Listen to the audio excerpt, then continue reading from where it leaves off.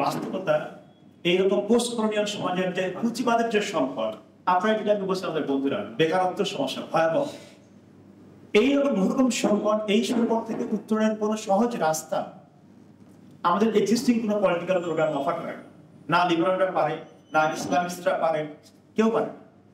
কিন্তু তারা এটাকে ঢাকতে চায় পপুলিস্ট একটা পলিটিক্স দিয়ে। এই বার্তাটা দেখো, আমরা ধর্মের পক্ষে, আমরা এই, আমরা সেই, এরা ফেল করবে, কিন্তু ফেল করার প্রক্রিয়াটাও তারা সম্পন্ন করবে আর একটা ফ্যাসিজম দিয়ে। আমরা এই যে সংকটটা, এরকম পোস্ট কলোনিয়াল সমাজের সংকট, রাষ্ট্র প্রকল্পগত অর্থনৈতিক সংকট, এই দুইটাকে একসঙ্গে মোকাবেলা করবো কিভাবে?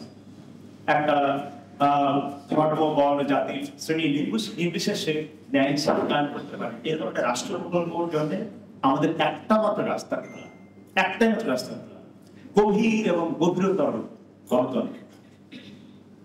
আমরা কোন রকম পরিচয়বাদের মধ্যে আমাদেরকে ঠেলে দিতে পারি না, ইসলাম না কিছু ছিল। কোন রকম পরিচয়বাদী ফ্যাসিস্ট, যে কোনো পরিচয়বাদী প্রকল্প ফ্যাসিস্ট হতে বাধ্য।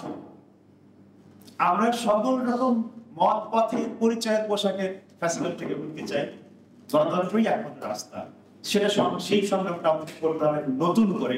এবং আমি মনে করি যে গণঅভ্যুত্থান একটা করছে ঠিক, কিন্তু আমাদের সামাজিক প্রস্তুতির গভীর অভাব ছিল।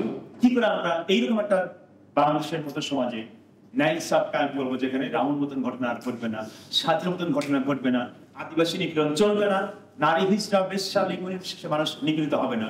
কেমন হবে সেই সমাজ নির্মাণ করবো, সেটা রাজনীতির চেহারাটা কি হবে, আমরা ভাবতে আসলে ঠিকঠাক করতে পারিনি বলেই আজকে আমরা এই সমাজের মধ্যে বলবো।